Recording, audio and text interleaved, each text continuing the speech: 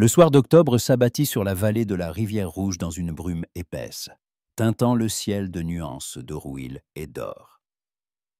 Adeline Harris se tenait à la fenêtre de sa cuisine, observant les derniers rayons du soleil glisser sur l'herbe sèche et disparaître derrière les collines.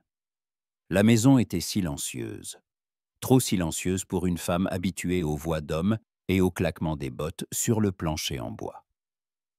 Mais ces temps appartenaient désormais au passé. Son mari, Elijah, reposait au cimetière depuis 3 ans. Il ne restait plus qu'elle, sa petite ferme de 20 acres et la lutte éternelle pour la survie dans une contrée où la nature ne pardonne aucune faiblesse. Adeline rajusta une mèche de cheveux châtains qui s'était échappée de sa natte et retourna vers la cuisinière. Une soupe de maïs et de haricots mijotait lentement dans une marmite en fonte, un repas simple mais nourrissant. Le pain dans le four était presque cuit, emplissant la cuisine d'un arôme chaleureux, de levure et de farine. Cela lui suffirait pour le dîner et le petit déjeuner, et peut-être même pour le déjeuner du lendemain, si elle était économe. Soudain, le bruit de sabots sur la terre battue attira son attention. Adeline se figea, tendant l'oreille.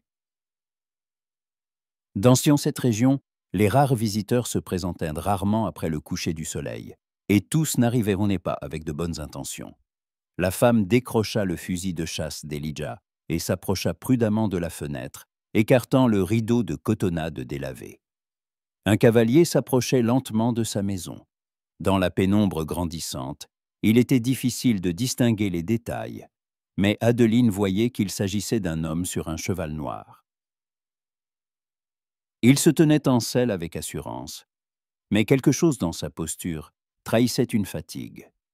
De celles qui s'accumulent non pas en un jour ou une semaine, mais après de longs mois de route. Le cavalier s'arrêta près de son porche et mit pied à terre. Adeline pouvait maintenant mieux le distinguer. Grand, les épaules larges, vêtu d'un gilet de cuir usé et d'un jean délavé. Son chapeau était abaissé sur ses yeux, mais même dans la pénombre, on pouvait voir que son visage était jeune, bien que fatigué par le voyage. Un étui de revolver usé était accroché à sa hanche. L'homme monta sur le porche et frappa à la porte, ni fort, ni exigeant, mais doucement et respectueusement. « Bonsoir, madame !» Parvint à travers la porte une voix grave avec un léger accent du Sud. « Je m'appelle Noah Cameron. Je ne veux pas vous déranger, mais j'ai vu de la lumière à vos fenêtres et je me suis dit, peut-être me laisseriez-vous passer la nuit dans votre grange. Je payerai avec ce que je peux. » Adeline serra plus fort le fusil. La voix semblait sincère, sans cette politesse feinte que les vagabonds et les voleurs utilisent comme couverture. Mais à notre époque, faire confiance au premier venu était un luxe qu'une femme seule ne pouvait se permettre. « Je n'ai pas de place pour les voyageurs, » répondit-elle sans ouvrir la porte. « Et je n'ai pas d'argent non plus. Je ne demande pas d'argent, madame. Juste un toit pour une nuit. Mon cheval est fatigué, et moi aussi, pour être honnête. Je partirai à l'aube sans même vous déranger. » Il y avait une telle lassitude sincère dans la voix de l'inconnu que le cœur d'Adeline fut touché. Elle connaissait ce sentiment. Elle savait ce que c'était de croire qu'on n'a plus la force de faire un pas de plus. Mais la prudence, forgée par des années de solitude, lui conseillait de ne pas se précipiter. « D'où venez-vous » demanda-t-elle. « Du Texas, madame. Du comté de Colberto. Je cherche du travail loin de ces lieux. » Quelque chose dans la façon dont il prononça ces derniers mots rendit Adeline encore plus méfiante. Les hommes s'y quittaient leur foyer pour diverses raisons. Certains fuyaient la loi, d'autres les dettes, d'autres encore un cœur brisé. Et certains cherchaient simplement une vie meilleure dans une contrée où la terre n'était pas encore partagée entre les grands ranchs et les compagnies de chemin de fer. « Vous cherchez du travail, » répéta-t-elle. « Quel genre de travail ?»« N'importe quoi, madame.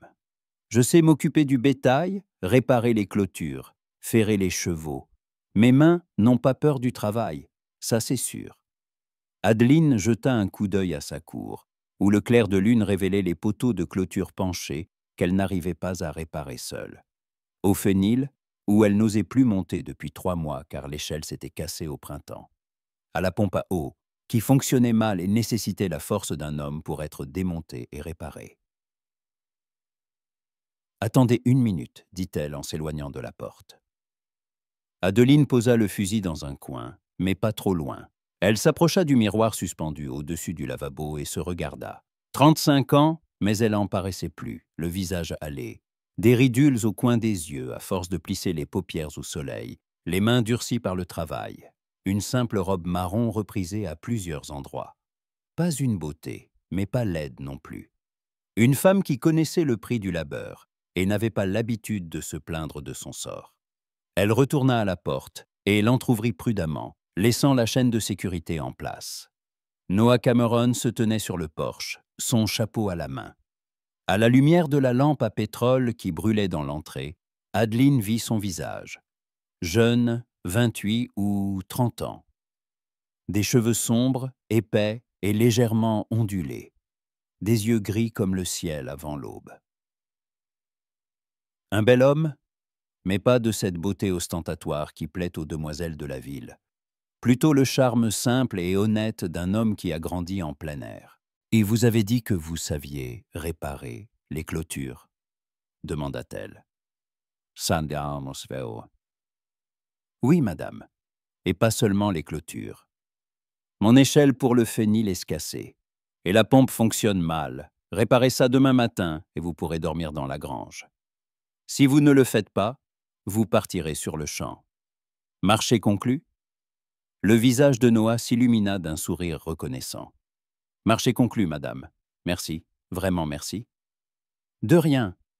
La grange est par là, » dit-elle en désignant un grand bâtiment en bois. « Il y a assez de foin, ce sera confortable. Mais ne vous avisez pas de fumer à l'intérieur. »« Je ne fume pas, madame, et mettez votre cheval dans l'enclos. Vous trouverez du foin et de l'avoine dans la même grange. »« Entendu. Merci pour votre gentillesse. » Adeline ferma la porte et s'y adossa, sentant son cœur battre la chamade. Il y avait longtemps qu'elle n'avait pas parlé à un homme, hormis les rares visites du facteur ou du marchand de la ville voisine. Et ce Noah lui semblait correct, fatigué, mais honnête. Le genre d'homme sur qui on pouvait compter. Mais qui sait? De nos jours, les apparences peuvent être trompeuses. Adeline s'approcha de la fenêtre et regarda dehors. Noah décellait lentement son cheval, lui parlant à voix basse. L'animal frottait sa tête contre son épaule avec confiance, un bon signe. Les chevaux sentent le caractère d'un homme mieux que les gens. Elle retourna à la cuisinière et remua la soupe. Aurait-elle dû lui proposer à dîner? Non, c'eût été trop. C'était une chose d'offrir l'hospitalité pour une nuit à un voyageur solitaire, et une tout autre d'inviter un inconnu à sa table. Les gens commenceraient à parler, et dans les petites communautés, les ragots se propagent plus vite qu'un feu de prairie. Dehors, on entendait des bruits. L'homme installait son cheval, se préparant à dormir dans la grange. Adeline se versa de la soupe dans un bol en terre cuite et s'assit à table. Mais l'appétit n'y était pas.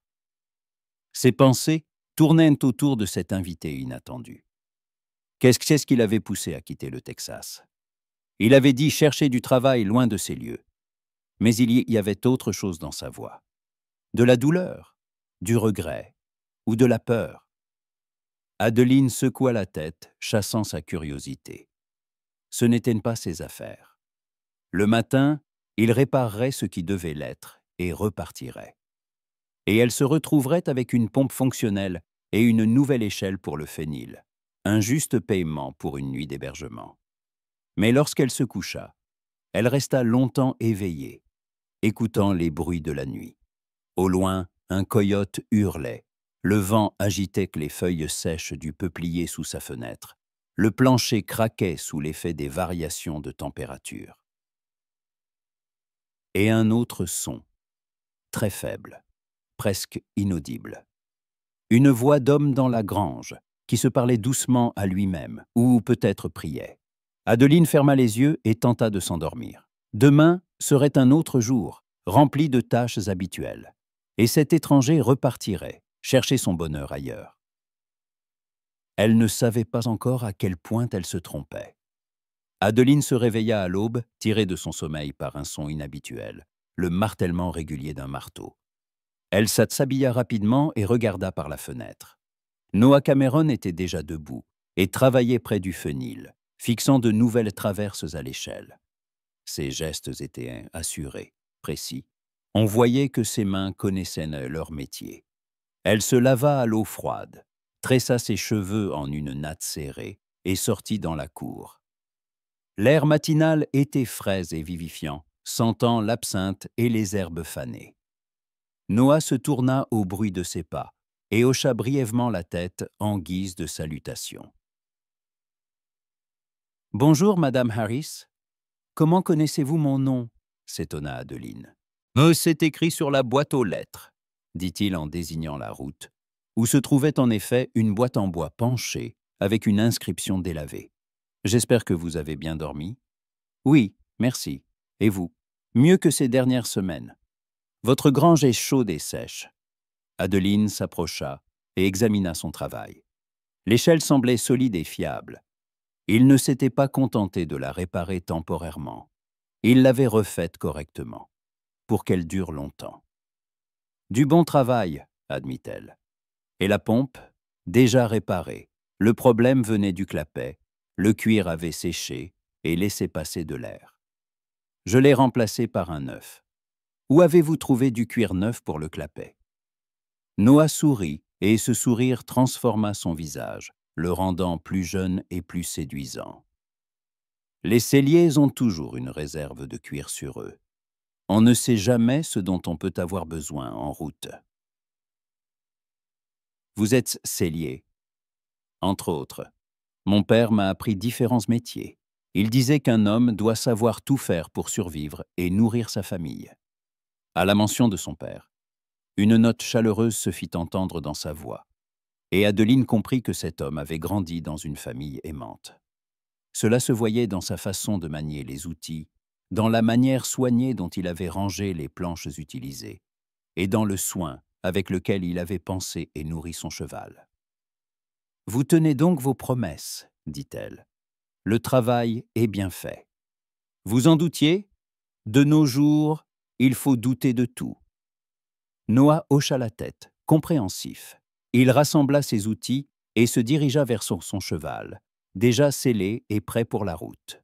« Merci pour l'hospitalité, Madame Harris. Je vous souhaite tout le meilleur. »« Attendez, » dit Adeline à sa propre surprise. « Avez-vous déjeuné ? Ne vous inquiétez pas pour moi. J'ai l'habitude de... » Ce n'est pas une réponse à ma question. Noah s'arrêta, tenant toujours les rênes. « Non, je n'ai pas déjeuné. Alors venez. J'ai des œufs au plat et du pain frais. » Elle fut elle-même surprise de sa proposition. La veille, elle jugeait prudent de garder ses distances, et maintenant, elle invitait un inconnu à déjeuner. Mais quelque chose chez cet homme inspirait confiance, peut-être sa façon de travailler, sans se presser ni bâcler, en faisant tout correctement. « Je ne voudrais pas abuser de votre gentillesse, » dit Noah. « Si vous en abusiez, je ne vous inviterais pas. Venez, avant que ça ne refroidisse. » Noah attacha son cheval au poteau du porche et la suivit à l'intérieur. La cuisine sentait les œufs frits et le café fraîchement moulu. Adeline lui indiqua une chaise près de la table et commença à servir. « Excusez la simplicité du repas, » dit-elle en posant devant lui une assiette d'œufs au plat et d'épaisses tranches de pain. « En ville, vous êtes sans doute habitué à mieux. Je ne suis pas de la ville, Madame Harris. J'ai grandi dans un ranch, comme vous. Et ce repas sent meilleur que tout ce que j'ai mangé depuis un mois. » Adeline s'assit en face de lui et versa du café dans 2 tasses en terre cuite. Noah mangeait sans hâte, mais on voyait qu'il avait faim. À la lumière du jour, Elle pouvait mieux le détailler. Ses mains étaient fortes mais soignées, avec des ongles coupés courts. Une vieille cicatrice sur son poignet, sans doute une blessure de travail. Son visage était hâlé, mais sans ces rides profondes qui apparaissent chez les hommes, qui passent leur vie sous un soleil de plomb. « D'où êtes-vous originaire ?» demanda-t-elle. « De l'est du Texas. Mon père tenait un petit ranch dans le comté de Colberto. » « Tenait? Il est mort au printemps dernier. Ma mère, bien avant. Je suis désolé. »« Merci. » Noah but une gorgée de café et la regarda. « Et vous? Vous avez toujours vécu ici? »« Non. Nous sommes arrivés avec mon mari il y a 8 ans. » À l'époque, c'était complètement désert. Seulement quelques familles dans toute la vallée. Votre mari était fermier? Il l'était. Il est mort de la fièvre il y a 3 ans. Ce fut au tour de Noah de présenter ses condoléances. Ce doit être difficile de gérer la ferme seule. C'est difficile. Mais que voulez-vous? C'est la vie. Il n'y avait aucun apitoiement dans sa voix, seulement une acceptation calme des circonstances. Cela plut à Noah. Il avait rencontré trop de gens qui pensaient que le monde leur devait quelque chose. « Pourquoi n'êtes-vous pas parti ?» demanda-t-il. « En ville, chez des parents ?» Adeline resta silencieuse, faisant tourner sa tasse entre ses mains. « Je n'ai plus de parents, et cette maison... Elia et moi l'avons construite de nos propres mains. Chaque planche, chaque clou. Toute notre vie est ici, tous nos souvenirs. Je ne peux pas simplement partir et tout abandonner. Je comprends. La terre n'est pas juste un lieu. C'est une partie de l'âme. » Exactement. Elle le regarda avec surprise. « Vous comprenez cela mieux que beaucoup. J'avais aussi un endroit comme celui-ci, jusqu'à récemment. » Une amertume se glissa dans sa voix, et Adeline comprit que la raison de son errance n'était pas seulement la recherche d'un travail. Quelque chose l'avait poussée à quitter sa terre natale, quelque chose de douloureux et de difficile. « Il faut que j'y aille, » dit-il finalement, en posant sa tasse vide. « Merci pour le petit déjeuner et pour l'abri. »« Où allez-vous ?»« Vers le nord. J'ai entendu dire qu'ils cherchent des gens pour travailler dans une nouvelle ferme dans le comté de Montgomery. C'est loin. 5 jours de route, au moins. Je suis habitué aux longs trajets. » Noah se leva et prit son chapeau.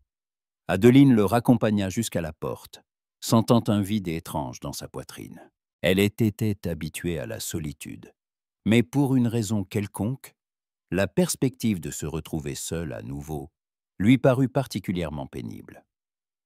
« Bonne chance, dit-elle. À vous aussi, Madame Harris. » Il descendit du porche, détacha son cheval et sauta en selle. Adeline resta sur le seuil, le suivant du regard. Noah lui fit un signe de la main en guise d'adieu et mit son cheval au trot en direction de la route. Adeline le regarda jusqu'à ce qu'il disparaisse derrière la colline, puis rentra dans la maison. La cuisine semblait trop silencieuse. Elle débarrassa la table, fit la vaisselle, mais ses pensées revenaient sans cesse à leur conversation du matin. C'est un homme bien, ce Noah Cameron. Dommage qu'on en rencontre si peu de nos jours. Elle sortit dans la cour et se mit à ses tâches habituelles. Nourrir les poules, vérifier la clôture, puiser de l'eau à la pompe désormais réparée. Mais elle se surprenait constamment à regarder vers la route, comme si elle s'attendait à voir réapparaître le cavalier familier. Quelle sottise! Il était parti, et il avait bien fait. Il avait sa propre vie, ses propres projets. Et elle, son propre destin à vivre jusqu'au bout dans cette contrée où chaque jour est une lutte pour la survie. Le soir, le vent se leva, apportant avec lui une odeur de pluie. Adeline ferma les fenêtres et verrouilla la porte pour la nuit. Mais en s'endormant, elle pensait encore à ce regard gris et à ce sourire bienveillant de l'homme qui avait demandé l'hospitalité pour une nuit et laissé derrière lui non seulement une pompe et une échelle réparée, mais aussi l'étrange sentiment que quelque chose dans sa vie bien réglée venait de changer pour toujours. Et à une centaine de miles de là, Noah Cameron s'arrêta pour la nuit sous un grand chêne et contempla longuement les étoiles, pensant à une femme aux cheveux châtains et aux yeux fatigués mais bienveillants. La pluie commença le 3e jour après le départ de Noah et tombait sans relâche depuis près d'une semaine. Adeline se tenait à la fenêtre, observant les torrents d'eau dévaler du toit et transformer la cour en un bourbier. Des pluies aussi prolongées en octobre étaient rares dans la région, mais la nature du Far West avait toujours été imprévisible. Le poulailler fuyait. Elle l'avait remarqué la veille en allant ramasser les œufs et en trouvant les malheureuses poules blotties dans un coin sec. Il fallait réparer le toit de toute urgence. Mais une femme seule ne pouvait pas accomplir un tel travail, surtout sous la pluie. Elijah disait toujours qu'une maison exigeait des mains d'homme, et comme il avait raison. Adeline soupira et s'éloigna de la fenêtre. Le bois de chauffage commençait à manquer. Elle avait sous-estimé à quel point les nuits d'octobre pouvaient être froides après la pluie. Le tas de bûches dans la cour était trempé, et même si la pluie cessait, le bois mettrait au moins une semaine à sécher. Elle jeta un châle de laine sur ses épaules et sortit sur le porche. Le vent la transperça jusqu'aux os, et la pluie lui fouetta le visage en grosses gouttes. Adeline rentra précipitamment, secouant l'eau de ses cheveux. Il faudrait se chauffer avec parcimonie et espérer que le temps change bientôt. Mais le temps semblait décidé à mettre sa patience à l'épreuve. Le soir, la pluie se transforma en déluge, et le vent se renforça au point que la maison craquait et gémissait comme une créature vivante. Adeline alluma un petit feu dans la cheminée pour se réchauffer un peu et s'assit pour coudre à la lueur de la lampe à pétrole. Elle réparait une vieille couverture quand elle entendit frapper à la porte. D'abord, elle crut que c'était le vent qui projetait des débris, mais le coup se répéta, insistant et distinct. Adeline posa son aiguille et tendit l'oreille. Qui pouvait bien venir par un temps pareil? Madame Harris! Parvint une voix familière à travers le bruit de la pluie. C'est Noah Cameron. Le cœur d'Adeline bondit dans sa gorge. Elle s'approcha rapidement de la porte et l'entr'ouvrit, laissant la chaîne de sécurité. Sur le porche se tenait Noah, trempé jusqu'aux os, son chapeau à la main, les cheveux collés à son front. « Monsieur Cameron, que faites-vous ici? Excusez-moi de vous déranger si tard, » cria-t-il pour couvrir le bruit du déluge. La route est inondée, le pont sur la rivière Rouge a été emporté. Impossible de continuer. Puis-je passer la nuit dans votre grange? Adeline retira la chaîne et ouvrit grand la porte. N'y pensez même pas par un temps pareil. Entrez vite dans la maison. Je ne veux pas vous déranger. Entrez avant d'être complètement gelé, dit-elle, en l'attrapant par la manche et en le tirant littéralement dans l'entrée. Noah se tenait sur le seuil, le haut dégoulinant de lui sur le plancher en bois, visiblement mal à l'aise. « Il faut mettre mon cheval à l'abri, dit-il. Mettez-le dans l'étable à côté de la vache. C'est sec et il y a du foin. » Merci. Il ressortit sous la pluie, tandis qu'Adeline apportait de vieilles serviettes et préparait une place près du feu. Son cœur battait la chamade, sans qu'elle en comprenne la raison. Peut-être à cause de la surprise, ou peut-être de cet étrange soulagement qu'elle avait ressenti en entendant sa voix. Noah revint quelques minutes plus tard, encore plus trempé. Adeline lui tendit une serviette. « Enlevez votre veste, sinon vous allez attraper froid. Je vais préparer du café chaud. Vous êtes très bonne, Madame Harris ?» Il retira sa veste en cuir mouillé et Adeline la suspendit à un crochet près du poêle. En simple chemise, Noah paraissait plus jeune et en quelque sorte plus vulnérable. Sa chemise était également humide et collait à ses larges épaules. « J'ai une chemise sèche de mon défunt mari, » dit-elle, en s'efforçant de ne pas le regarder avec trop d'insistance.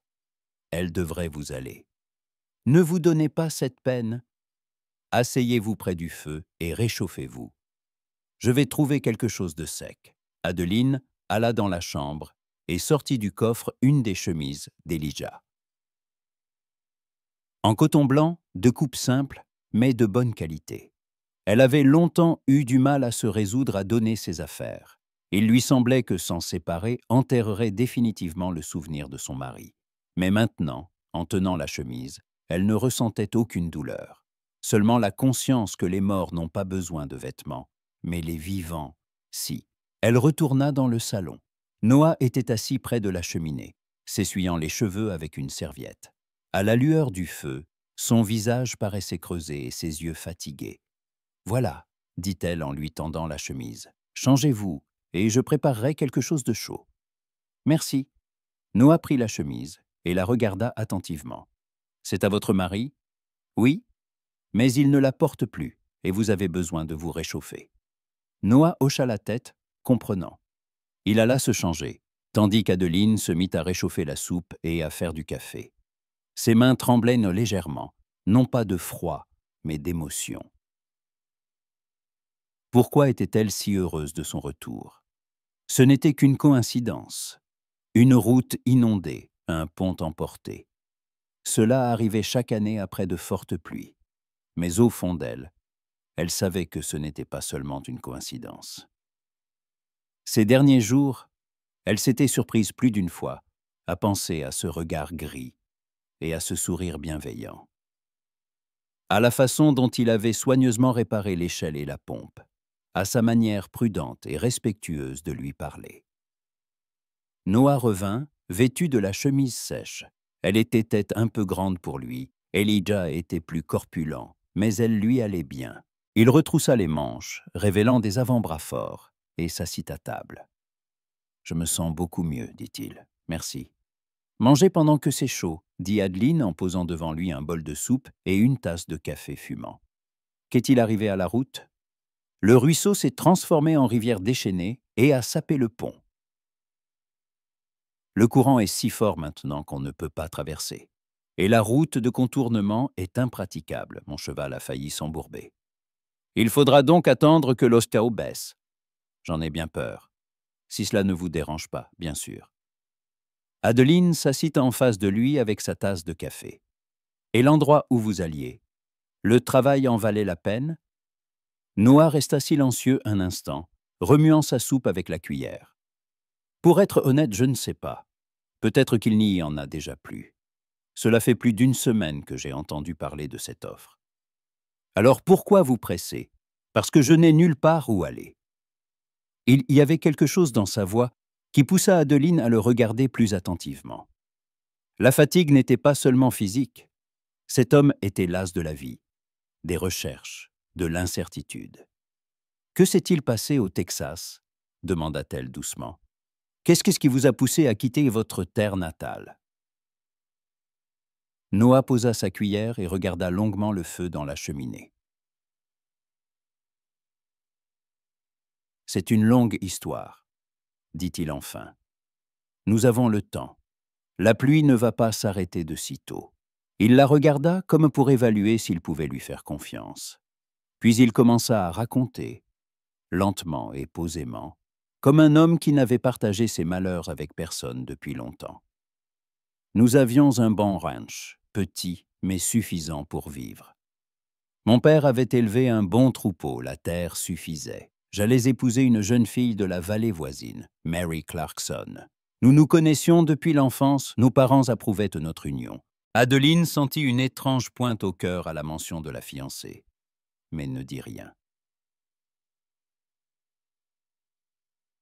Après la mort de mon père, je suis resté seul avec le ranch. Mary devait s'installer chez moi après le mariage en novembre. Tout était décidé, les préparatifs allaient bon train. Noah fit une pause, rassemblant ses pensées. Et puis, Harry Stone est arrivé. Qui est-ce? Un homme riche de Dallas. Il achète des terres pour la compagnie de chemin de fer. Il a offert une bonne somme pour notre ranch. J'ai refusé. La terre de mon père n'est pas à vendre. Adeline hocha la tête, comprenant. Pour les gens de leur génération, la terre n'était pas seulement une propriété, mais un héritage, une mémoire, un sens à la vie. Stone n'a pas l'habitude de recevoir des refus. Il a commencé à faire pression, d'abord économiquement. Il s'est arrangé avec les commerçants locaux pour qu'ils ne me vendent plus de marchandises à crédit. Puis il a commencé à répandre des rumeurs selon lesquelles mon bétail était malade et pouvait contaminer les troupeaux voisins. Et les gens l'ont cru? Beaucoup l'ont cru. Stone sait être convaincant. Et surtout, il a de l'argent, et l'argent, de nos jours, décide de beaucoup de choses. Noah but son café et continua, sans regarder Adeline. Mary, son père a décidé qu'il n'était pas judicieux de s'allier à un homme qui avait des problèmes avec Stone. Il a rompu notre accord de mariage et a donné sa fille au fils d'un autre fermier. Un homme qui avait déjà vendu ses terres à Stone et s'était enrichi. Elle a accepté. C'est une fille obéissante. Elle fait ce que ses parents lui disent. Il n'y avait pas d'amertume dans sa voix. Mais Adeline sentait à quel point cette trahison l'avait blessée. Pas tant celle de Mary elle-même que celle de sa famille, des gens qu'il considérait comme des amis. Et le ranch. J'ai tenu jusqu'en août, et puis il y a eu un incendie. Adeline se figea, sa tasse à la bouche. Oh, vous comprenez, en août tout est sec, le feu se propage vite. La maison a brûlé, la grange a brûlé, presque tout le bétail, et CBA est mort. Officiellement, un accident. La foudre serait tombée sur une meule de foin. Mais vous pensez autrement? Il n'y a pas eu d'éclair cette nuit-là. Et le matin, j'ai trouvé dans les cendres les restes d'une lampe à pétrole, là où elle n'aurait pas dû être. Vous êtes allé voir le shérif? Le shérif est un ami de la famille Stone. Il a classé l'incendie comme un accident et m'a conseillé d'accepter l'offre d'achat. Pour, disait-il, commencer une nouvelle vie avec un bon pécule. Et vous avez vendu? Noah secoua la tête. J'ai donné la terre en paiement de mes dettes. Il fallait des fonds pour reconstruire, et je n'en avais pas. Les créanciers exigeaient un remboursement immédiat. Finalement, la terre est quand même revenue à Stone, mais elle ne m'a pas rapporté un centime. Adeline regardait en silence cet homme qui avait tout perdu. Sa maison, sa ferme, sa fiancée, son avenir. Et pourtant, il ne s'était ni aigri ni laissé abattre, mais avait simplement rassemblé les restes de sa dignité et était parti chercher une nouvelle place dans la vie. « Je suis désolée, dit-elle. C'est injuste. » La justice est un luxe que tout le monde ne peut pas se permettre, répondit Noah. Mais la vie continue. Il faut aller de l'avant. Dehors, la tempête faisait rage, mais à l'intérieur, il faisait chaud et confortable. Adeline se leva et ajouta du bois dans la cheminée. Les flammes s'élevèrent en plus haut, projetant des ombres dansantes sur les murs. « Et vous ?» demanda Noah. « Comment vous en sortez-vous seul avec la ferme ?»« Ça dépend. Parfois bien, parfois moins. En ce moment, par exemple, le poulailler fuit, et je ne sais pas comment réparer le toit. Montrez-moi demain si la pluie s'arrête. Je ne veux pas vous importuner. Après tout ce que vous avez fait pour moi, c'est le moins que je puisse faire en retour. » Ils restèrent assis en silence, écoutant le crépitement des bûches dans la cheminée et le bruit de la pluie dehors. Adeline ressentait une étrange tranquillité, un sentiment qu'elle n'avait pas éprouvé depuis des mois. Simplement parce qu'il y avait une autre personne dans la maison, qu'elle n'était pas seule. « Je ferais mieux de m'installer ici, par terre, » dit Noah, rompant le silence. « Je ne veux pas prendre votre lit. J'ai un lit dans la petite chambre. Elle était destinée aux invités, mais nous en recevions rarement. Vous êtes sûr? Bien sûr, venez, je vous montre. » Adeline prit la lampe à pétrole et le conduisit dans une petite pièce à côté de la cuisine. Il y avait un lit étroit, une chaise et une petite table, simple mais confortable. « Merci, » dit Noah. « Vous êtes très bonne avec moi. Et vous? Vous êtes un homme bien. Il y en a peu comme vous de nos jours. » Il se tenait dans la pièce exiguë, et Adeline sentit soudain à quel point il était proche. L'odeur de savon et de chemise propre, la chaleur de son corps. ses yeux gris qui la regardaient avec attention et gratitude. « Bonne nuit, monsieur Cameron, dit-elle en reculant vers la porte. « Bonne nuit, madame Harris, et merci. » Pour tout. Adeline ferma la porte derrière elle et s'y adossa. Son cœur battait vite, bien qu'il n'y eût aucune raison de s'inquiéter.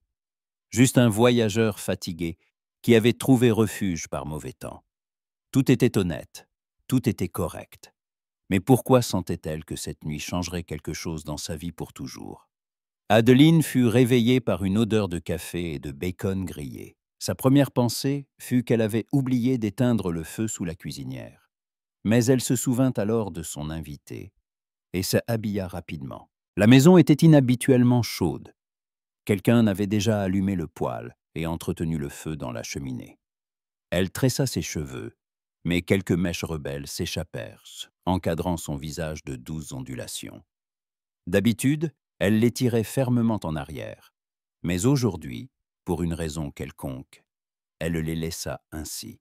Dans la cuisine, Noah se tenait près de la cuisinière, retournant le bacon dans la poêle. Il portait la même chemise d'Elijah, mais elle ne semblait plus étrangère sur sa silhouette. Les manches étaient retroussées jusqu'au coude, révélant des avant-bras forts. « Bonjour, dit Adeline, s'efforçant de garder une voix neutre. « Vous êtes levé tôt. »« L'habitude, dit-il en se tournant vers elle avec un sourire. « J'espère que ça ne vous dérange pas que j'aie préparé le petit déjeuner.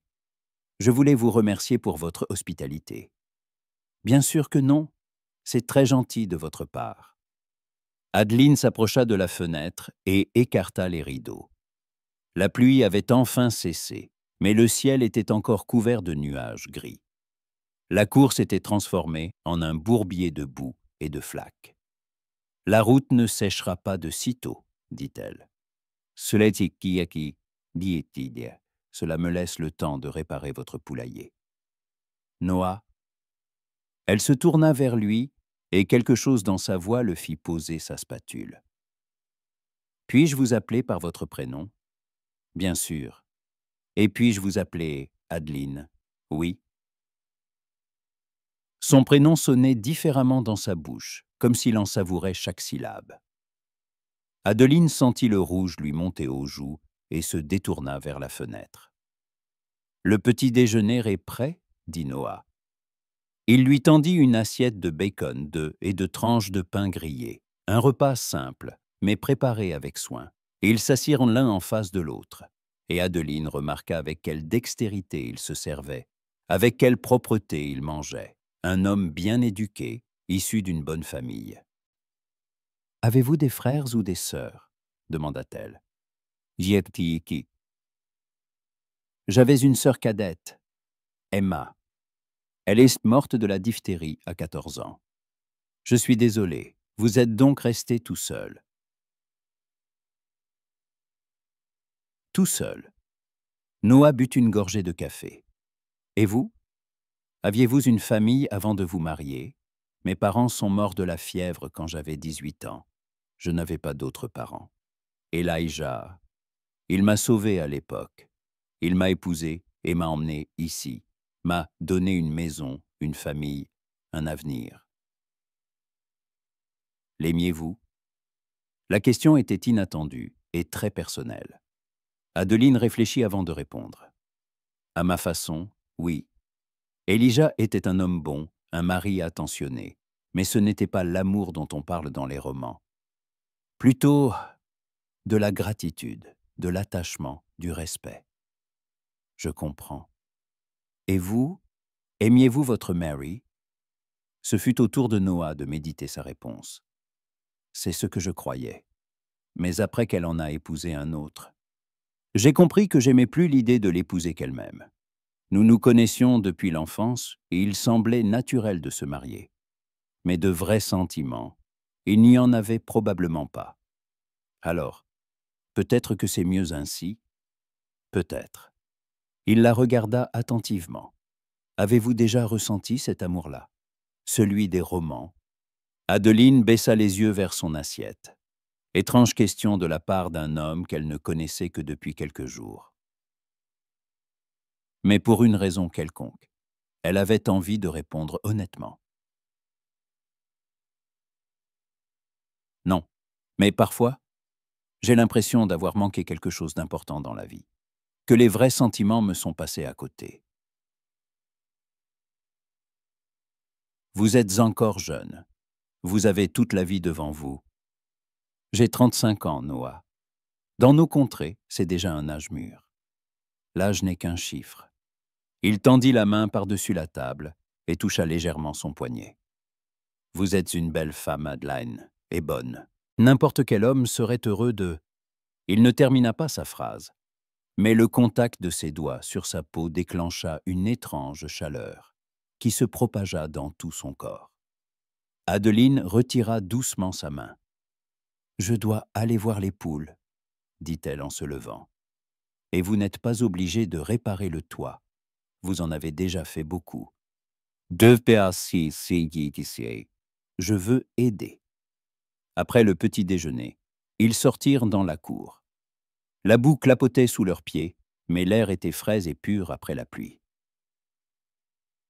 Noah inspecta le poulailler et secoua la tête. « Il faut changer la moitié des planches du toit. Avez-vous du bois de rechange ? Il doit y avoir quelque chose d'adéquat dans la remise. » Ils se dirigèrent vers la remise, et Adeline lui montra des planches empilées contre le mur, des restes de la construction de la clôture. Noah les examina, choisissant celle de la bonne taille. « Ça suffira, dit-il. Il me faudra juste des clous et un marteau. » Miki, mati, yamani ici. Tout est dans le coffre à outils. Adeline apporta les outils, et Noah se mit au travail. Elle voulut l'aider, lui passer les planches, mais il insista pour qu'elle ne grimpe pas sur le toit glissant. « C'est trop dangereux, dit-il. Si vous tombez et vous cassez une jambe, qui s'occupera de la ferme ?» Adeline resta en bas, observant son travail. Ses mouvements étaient assurés et précis. On voyait qu'il avait déjà réparé des toits. Sa chemise se tendait sur son large dos à chaque coup de marteau, et lorsqu'il se penchait pour prendre une nouvelle planche, elle pouvait voir sa nuque forte et ses cheveux sombres et épais. Étrangement, elle n'avait jamais remarqué de tels détails chez les hommes. Elijah avait été un bon mari, mais elle le percevait plus comme un ami et un protecteur que comme un homme. Et maintenant, en regardant Noah, elle ressentait quelque chose de nouveau, une trouble émotion, le désir de toucher sa main, de savoir quel ton prenait sa voix lorsqu'il murmurait quelque chose de tendre. « Adeline, » appela-t-il d'en haut, « pouvez-vous me passer quelques clous de plus ?» Elle se souvint où elle était et se hâta de prendre les clous dans la boîte. « Tenez !» Adeline les lui tendit, et leurs doigts se frôlèrent lorsqu'il prit les clous de sa paume. « Merci. » Son regard s'attarda sur son visage plus longtemps que nécessaire, et Adeline sentit sa respiration s'accélérer. Quelque chose se passait entre eux, quelque chose de subtil et d'insaisissable, mais de tout à fait réel. Vers midi, le toit était réparé. Noah descendit, secouant la sueur de ses mains. « Vos poules seront au sec maintenant, » dit-il avec un sourire. « Merci. Je ne sais pas comment vous remercier. Vous l'avez déjà fait. Vous m'avez abrité, nourri, offert un lit. C'est plus que ce que j'aurais pu espérer. » Il se tenait près du poulailler. Et Adeline remarqua soudain que Noah ne la regardait pas comme la maîtresse de maison, mais comme un homme regarde une femme. Il y avait quelque chose de nouveau dans ses yeux gris, une chaleur qui n'était pas là auparavant. « Adeline, » dit-il doucement, « puis-je vous demander quelque chose ? » « Bien sûr. »« Ressentez-vous la même chose que moi ?» La question directe la prit au dépourvu. Elle baissa les yeux, ne sachant que répondre.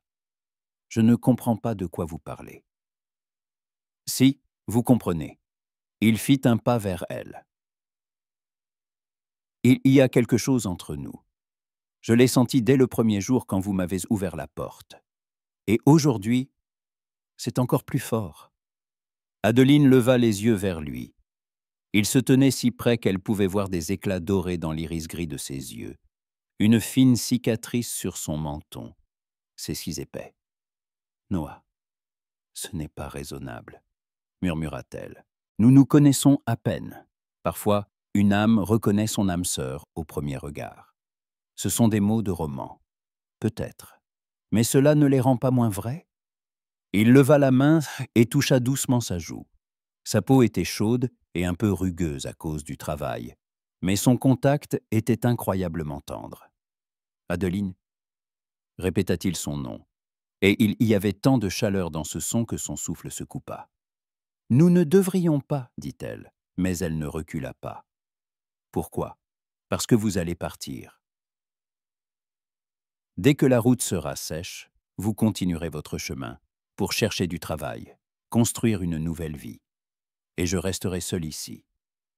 Et si je ne voulais pas partir? Noah. Et si je voulais rester? Ici, avec vous. Les mots se restèrent suspendus dans l'air entre eux. Adeline sentait son cœur battre et la toux rompre. Sa tête tournait à cause de sa proximité. « Vous ne savez pas ce que vous dites, » dit-elle. « Vous êtes fatigué de la route, de l'incertitude. Vous avez juste besoin de paix, d'un foyer. J'ai besoin de vous. » 3 mots simples, mais ils sonnèrent comme un aveu, un serment, le début de quelque chose de grand et d'important. Noah, sa voix trembla. « Laissez-moi rester, » demanda-t-il. « Pas seulement pour quelques séjours, jusqu'à ce que la route sèche. Laissez-moi rester pour vous aider à la ferme, vous protéger, prendre soin de vous. Et que diront les gens? Les commérages vont commencer dans le comté.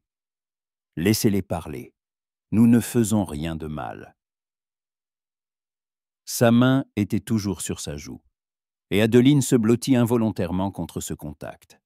Il y avait si longtemps que personne ne l'avait touchée avec tendresse, si longtemps que personne ne l'avait regardée comme une femme. « J'ai peur, » avoua-t-elle.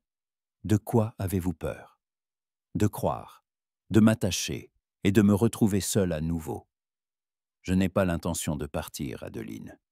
Sauf si vous me chassez vous-même. » Il se pencha plus près, et elle sentit le souffle chaud de sa respiration sur ses lèvres. « Je peux, » murmura-t-il. Adeline ne répondit pas par des mots, mais elle ne se détourna pas. Et Noah prit cela comme un consentement. Le baiser fut doux, prudent, plein d'hésitation et d'espoir. Ses lèvres effleurèrent à peine les siennes, mais ce contact suffit à faire disparaître le monde entier. Il ne restait plus qu'eux deux dans la cour détrempée, au milieu des flaques et de la boue, mais pour Adeline, c'était le plus beau moment de sa vie. Quand leurs lèvres se séparèrent, elle garda les yeux fermés quelques secondes, craignant que tout ne soit qu'un rêve. « Adeline » appela doucement Noah. Elle ouvrit les yeux et vit son visage, si proche et si familier, comme si elle le connaissait depuis toujours. « Restez, » murmura-t-elle. « S'il vous plaît, restez. » Il sourit, de ce même sourire qui avait captivé son cœur dès le premier jour. « Je ne partirai nulle part, » promit-il. « Jamais. » Et Adeline le crut. Les jours suivants passèrent comme dans un brouillard de bonheur et d'incertitude. Noah resta, mais tous deux semblaient en équilibre au bord d'un précipice, n'osant pas faire le pas suivant. Le jour, ils travaillaient à la ferme, réparant la clôture, fendant du bois, remettant en ordre les outils. Le soir, ils s'asseyaient près du feu, parlant du passé et de l'avenir, mais évitant de parler de ce qui se passait entre eux. Adeline se réveillait chaque matin avec le sentiment que sa vie avait pris un nouveau sens. Elle passait plus de temps que d'habitude devant le miroir à tresser ses cheveux, choisissait la meilleure de ses robes simples. Elle préparait le petit déjeuner avec un soin particulier, mettait sur la table une belle nappe qui reposait auparavant dans un coffre. Noah aussi avait changé. La fatigue avait disparu de son visage, son regard était devenu plus clair, ses gestes plus assurés. Il ne ressemblait plus à un homme qui avait tout perdu. Il avait maintenant l'air d'un homme qui avait trouvé un foyer. Mais sous ce calme apparent, bouillonnaient des sentiments qui se renforçaient de jour en jour.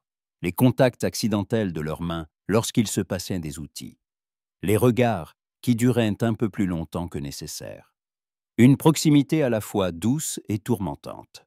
Un samedi soir, ils étaient assis près du feu après le dîner. Adeline ravaudait des chaussettes vues à la lueur de la lampe à pétrole et Noah réparait une courroie de harnais. Une scène domestique ordinaire, mais qui dégageait un tel confort et une telle justesse qu'Adeline en avait le cœur serré. « Demain, c'est dimanche », dit-elle, sans lever les yeux de son ouvrage. « Il y a la messe en ville. Peut-être devrions-nous y aller. Vous voulez que les gens nous voient ensemble? Tôt ou tard, cela arrivera.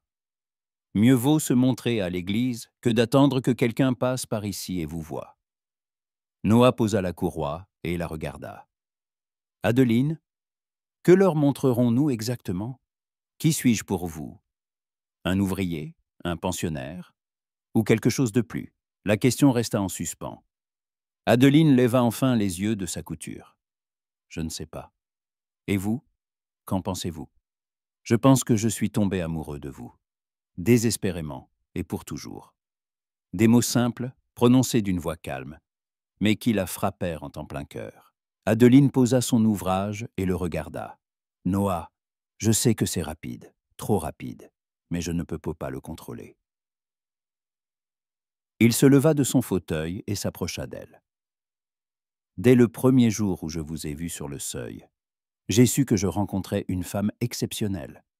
Et maintenant, après avoir vécu ici une semaine, je ne peux imaginer ma vie sans vous. » Adeline se leva aussi, son panier à couture tombant de ses genoux. « Et moi, je ne peux imaginer vous laisser partir, » avoua-t-elle. « Ces jours ont été les plus heureux de ma vie. Mais j'ai peur, Noah. J'ai peur de croire que cela puisse durer. » Pourquoi cela ne le pourrait-il pas? Parce que je ne sais pas être heureuse. Tout ce qui est bon dans ma vie se termine. Mes parents sont morts quand j'étais jeune. Elijah est mort alors que nous commencions à peine à nous comprendre. Et maintenant vous... Et si c'était aussi temporaire? Noah s'approcha et prit ses mains dans les siennes. « Adeline, regardez-moi. » Elle leva les yeux. « J'ai tout perdu au Texas. Ma maison, ma terre, mon avenir. Mais je ne considère pas cela comme la fin de l'histoire. Je le vois comme un début. Car si tout cela n'était pas arrivé, je ne serais jamais venu ici. Je ne vous aurais jamais rencontré. » C'est ça. Vous pensez que c'est le destin? Je pense que parfois, il faut tout perdre pour trouver ce qui est vraiment important. Il porta ses mains à ses lèvres et baisa le bout de ses doigts. Un geste tendre, mais qui propagea une vague de chaleur dans son corps. « Épousez-moi, Adeline. » Les mots sortirent de manière inattendue, et elle tressaillit. « Quoi? Je vous demande de devenir ma femme. Non pas parce que j'ai besoin d'un foyer, ou que vous avez besoin d'un homme à la ferme, mais parce que je vous aime et que je veux passer le reste de ma vie avec vous. » Adeline le regarda, les yeux écarquillés. La proposition était trop soudaine, trop rapide. « Noah, nous nous connaissons depuis à peine une semaine. Parfois, une semaine suffit pour comprendre l'essentiel.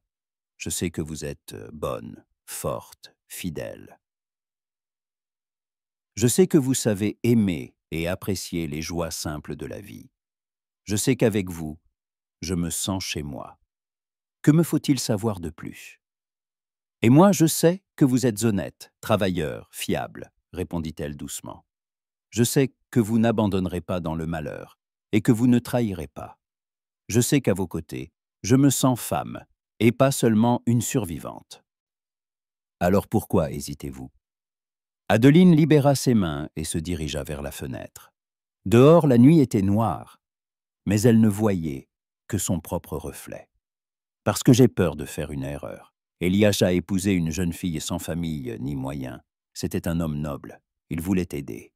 Et vous proposez le mariage à une femme qui est également seule et a besoin de protection. Peut-être est-ce aussi de la noblesse et non de l'amour. » Noah s'approcha par derrière et posa ses mains sur ses épaules. « Adeline, tournez-vous vers moi. » Elle se retourna et il vit des larmes dans ses yeux. Si vous étiez une riche veuve dans une grande ville, avec une foule de prétendants et d'opportunités, je vous demanderais quand même de devenir ma femme. Parce qu'il ne s'agit pas du fait que vous ayez besoin de protection, mais du fait que j'ai besoin de vous, tel que vous êtes. Comment pouvez-vous le savoir? Parce que quand je me réveille le matin, ma première pensée est pour vous. Quand je travaille au champ, j'imagine comment je vous raconterai ma journée le soir. Quand je vais me coucher, je pense à quel point il serait bon de s'endormir à vos côtés chaque nuit. Ses mains glissèrent de ses épaules à sa taille, l'attirant plus près. Adeline. Je n'ai jamais rien ressenti de tel, même avec Mary que je connaissais depuis l'enfance. C'est quelque chose de complètement nouveau, de fort, de vrai.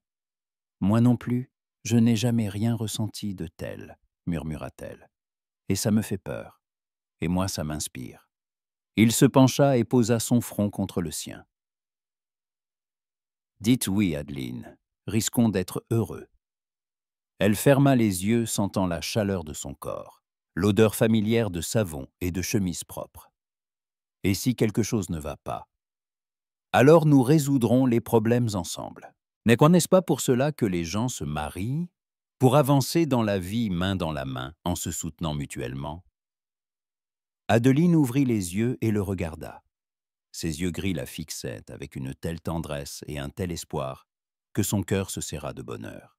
« Oui, dit-elle doucement. Oui, Noah, je vous épouserai. » Son visage s'illumina de joie, et il la souleva dans ses bras, la faisant tournoyer dans la pièce. « Vous avez dit oui! Vous avez vraiment dit oui !» Adeline se mit à rire, d'un rire clair et insouciant, comme elle n'avait pas ri depuis des années. « Posez-moi, fou que vous êtes. » Il la reposa mais ne la lâcha pas, la serrant contre lui, fort et tendrement. « Je vous rendrai heureuse, » promit-il. « Je le jure. Je ferai tout pour que vous ne regrettiez jamais cette décision. »« Et je serai une bonne épouse, » répondit-elle. « J'essaierai d'être digne de votre amour. Vous l'êtes déjà.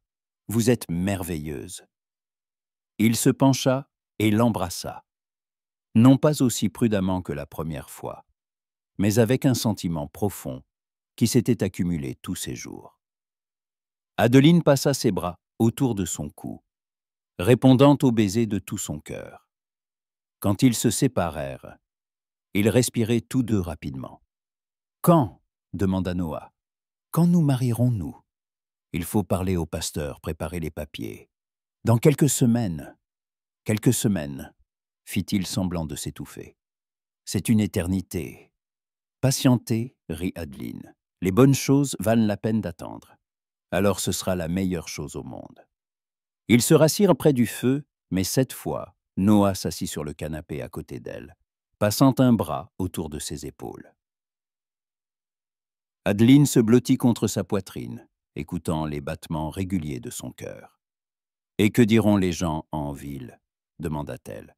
« Une veuve qui épouse un homme que personne ne connaît.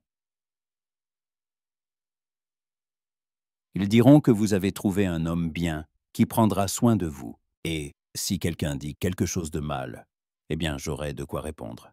Noah Cameron, vous n'allez pas vous battre pour moi. Si, s'il le faut. Vous êtes même ensuite ma fiancée maintenant. Mon honneur exige que je vous protège. » Adeline leva la tête et le regarda. « Votre fiancé, comme ça sonne étrange et merveilleux. Habituez-vous. Bientôt, vous serez ma femme. » Madame Cameron, prononça-t-elle, goûtant le nom. Adeline Cameron, c'est parfait. Ils restèrent assis en silence, planifiant leur avenir. Un avenir simple, modeste, dans une petite ferme de la vallée de la rivière Rouge. Mais pour eux deux, c'était tout ce qu'il fallait pour être heureux. Dehors, le vent d'automne hurlait, mais à l'intérieur, il faisait chaud et confortable. Et pour la première fois depuis des années, Adeline n'avait pas peur de ce que le lendemain apporterait, parce que maintenant, elle n'était plus seule. Les 3 semaines passèrent vite, comme dans un rêve enchanté. Noah et Adeline annoncèrent leur fiançailles au pasteur Miller, et la nouvelle se répandit dans le comté comme une traînée de poudre. Les réactions furent diverses. Certains s'étonnaient de la rapidité de la décision. D'autres se réjouissaient mais pour cette femme seule qui avait trouvé un compagnon, et d'autres encore ne se privaient-ils pas de commérer. Mais les amoureux s'en moquaient. Ils vivaient dans leur propre monde, où chaque jour apportait de nouvelles découvertes et de nouvelles joies. Noah prit entièrement en charge les travaux masculins de la ferme, réparant, construisant, préparant le bois pour l'hiver. Adeline s'occupait de la maison, cuisinait, cousait, et attendait chaque soir avec impatience son retour des champs. Ils dormaient toujours dans des chambres séparées. Les convenances exigeaient de respecter les règles jusqu'au mariage. Mais leur intimité se renforçait de jour en jour. De longues conversations près du feu, des promenades dans la ferme au coucher du soleil, des contacts accidentels qui, depuis longtemps, n'étaient plus accidentels mais désirés. Le mariage fut fixé au premier dimanche de novembre. La cérémonie se voulait modeste, une bénédiction à l'église, suivie d'un petit déjeuner pour les voisins proches. Adeline retouchait sa plus belle robe, bleu foncé avec un col en dentelle. Noah était allé en ville acheter un nouveau costume et des alliances. Simples anneaux d'or sans pierre, mais magnifiques. La veille du mariage, un cavalier s'approcha de la ferme. Adeline l'aperçut depuis la fenêtre de la cuisine. Un inconnu en vêtements coûteux sur un cheval de race. Quelque chose dans sa silhouette semblait sinistre. « Noah !» appela-t-elle. « Un homme arrive. » Noah sortit de la grange où il rangeait ses outils, et son visage changea brusquement. Son expression joyeuse fit place à la tension, puis au calme glacial d'un homme prêt à affronter des ennuis. « Rentre dans la maison, Adeline, » dit-il d'une voix basse mais ferme, et verrouille la porte. Que se passe-t-il? Qui est-ce que? Un homme de mon passé. Rentre dans la maison. Le cavalier s'arrêta près du porche et mit pied à terre. Un homme d'une 50aine d'années, avec une barbe grisonnante et des yeux froids. Un costume cher, une chaîne de montre en or, des bottes cirées. Un revolver dans un étui de cuir était accroché à sa hanche. « Noah Cameron, » dit-il en retirant son chapeau. « Je vous ai enfin trouvé. »« Harry Stone, » répondit Noah sans bouger. « Vous êtes bien loin de chez vous. »« Les affaires, jeune homme, les affaires. » Stone balaya la ferme du regard, s'attardant sur Adeline qui se tenait sur le porche. Un joli coin. Bonne terre, bien située. Ce n'est pas votre terre. Pas encore. Stone sourit, mais son sourire n'atteignit pas ses yeux. Mais je corrige cette fâcheuse erreur. J'achète des parcelles dans toute la vallée. Pour le chemin de fer, Adeline sentit un froid glacial lui serrer le cœur. L'homme qui avait ruiné Noah au Texas était maintenant ici. « Que voulez-vous, Stone ?» demanda Noah. « Discutez. » Amicalement. Stone accrocha son chapeau à la selle et regarda la cour. Une belle exploitation. Ce serait dommage qu'il lui arrive quelque chose. Il ne lui arrivera rien. Noah, vous êtes un homme raisonnable. Vous vous souvenez de ce qui est arrivé à votre ferme, au Texas. Un incendie est une chose terrible, surtout par temps sec. Noah fit un pas en avant, et Adeline vit ses épaules se raidir. Vous avouez l'incendie criminel? Je n'avoue rien. Je constate simplement des faits. Stone sortit un cigare de sa poche et l'alluma nonchalamment. Les incendies, ça arrive. Surtout là où vivent des gens têtus qui ne comprennent pas que les temps changent. Fichez le camp d'ici. Noah, Stone secoua la tête. Vous n'avez pas changé, toujours cette même fougue, cette même incapacité à faire des compromis. Et pourtant, je vous propose un marché équitable. Quel marché? J'achète cette ferme à un bon prix. Vous et... Il fit un signe de tête vers Adeline. La dame, vous partez d'ici et commencez une nouvelle vie ailleurs. Disons, en Californie. Il y a de belles opportunités pour les jeunes là-bas. La ferme n'est pas à vendre. La ferme ne vous appartient pas, mais à cette dame. Stone se tourna vers Adeline. Madame, permettez-moi de me présenter. Harry Stone, représentant de la compagnie de chemin de fer de l'ouest du Texas.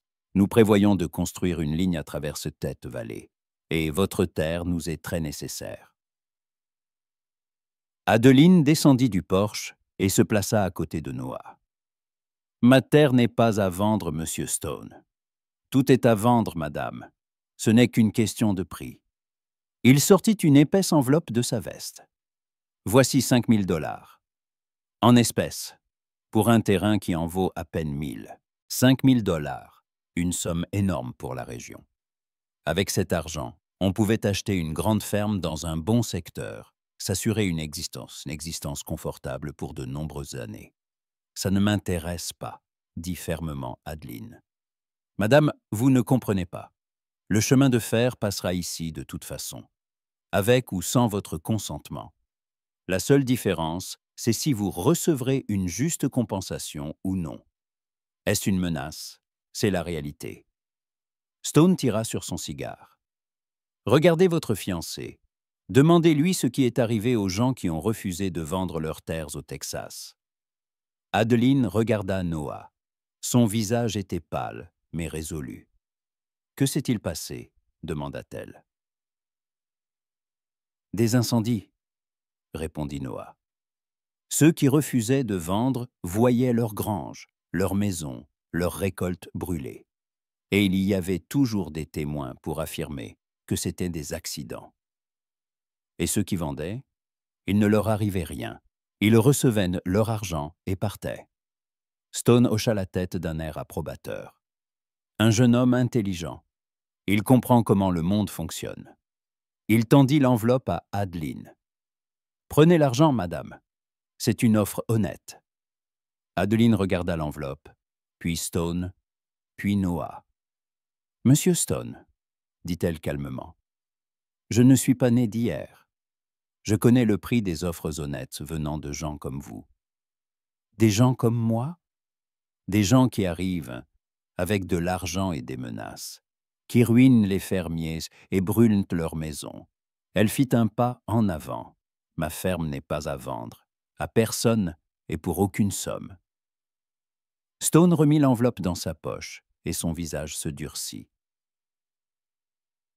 « Madame, vous faites une erreur. Une grave erreur. La seule erreur, c'est que je vous parle au lieu de prendre mon fusil. » Adeline, dit doucement Noah. « Non, Noah. Cet homme a détruit votre maison, ruiné vos projets, vous a forcé à quitter votre terre natale. Il pense qu'il peut me faire la même chose. » Elle regarda Stone droit dans les yeux. « Vous vous trompez, monsieur Stone. Ici, personne n'a peur de vous. » Stone resta silencieux quelques secondes, étudiant son visage. Puis il sourit lentement. « Une dame de caractère. J'aime ça. » Il mit son chapeau et se dirigea vers son cheval. Mais le caractère n'aide pas toujours dans les situations difficiles. « Est-ce une menace ?» demanda Noah. « C'est un conseil !» Stone sauta en selle. « Réfléchissez bien. Vous avez une semaine. Ensuite, je reviendrai avec une nouvelle offre. Et elle ne sera peut-être pas aussi généreuse. » Il fit demi-tour et s'éloigna sans se retourner. Adeline et Noah restèrent là, le regardant s'éloigner jusqu'à ce qu'il disparaisse derrière la colline. « Il reviendra, » dit sombrement Noah, « et pas seul. Qu'il revienne, nous nous en sortirons. Adeline, vous ne comprenez pas à qui vous avez affaire. Cet homme ne reculera devant rien. Il a de l'argent, des relations, des hommes prêts à faire n'importe quel travail. Et nous avons la vérité. La vérité n'arrête pas un incendie et ne protège pas des balles. » Adeline se tourna vers lui. « Voulez-vous vendre la ferme? Je veux que vous soyez en vie et en sécurité. C'est plus important que n'importe quelle terre. Mais ce n'est pas n'importe quelle terre, Noah. C'est notre terre, notre maison, l'endroit où nous allons fonder une famille. Nous pouvons fonder une famille n'importe où. Non. Adeline secoua la tête. J'ai déjà fui les problèmes quand j'étais jeune. Après la mort de mes parents, j'aurais pu essayer de m'en sortir seul, trouver du travail, construire ma vie. Au lieu de ça, j'ai épousé Elijah et je l'ai laissé décider pour moi. C'était la bonne chose à faire à l'époque, mais je suis une autre femme aujourd'hui. Adeline, je ne fuirai pas devant Stone. Je ne vendrai pas la maison que j'ai construite de mes mains. Je ne laisserai pas cet homme décider de mon destin. Noah lui prit les mains. Alors nous resterons et nous nous battrons. Ensemble, ensemble, acquiesça-t-elle. Mais d'abord, nous devons nous marier. Demain, comme prévu. Dans de telles circonstances, peut-être devrions-nous reporter le mariage. Absolument pas. Adeline serra fermement ses mains. Demain, nous nous marierons. Et ensuite, nous défendrons notre maison, en tant que mari et femme. Noah regarda cette petite femme au regard déterminé et comprit qu'il était tombé amoureux, non seulement de sa bonté et de sa beauté, mais aussi de sa force de caractère. « D'accord, dit-il. Demain, nous nous marierons. Et ensuite, nous montrerons à M. Stone ce que signifie s'en prendre à la famille Cameron. » Il y avait une telle assurance dans sa voix qu'Adeline sourit pour la première fois depuis l'arrivée de Stone. « La famille Cameron, » répéta-t-elle. « J'aime ça. » Ils rentrèrent dans la maison, main dans la main. Demain serait leur mariage et après-demain, la lutte pour le droit au bonheur. Mais ils affronteraient toutes les épreuves ensemble. Derrière les collines, le soleil se couchait, colorant le ciel de tons dorés et rosés. Au loin, Harry Stone chevauchait, élaborant des plans de vengeance.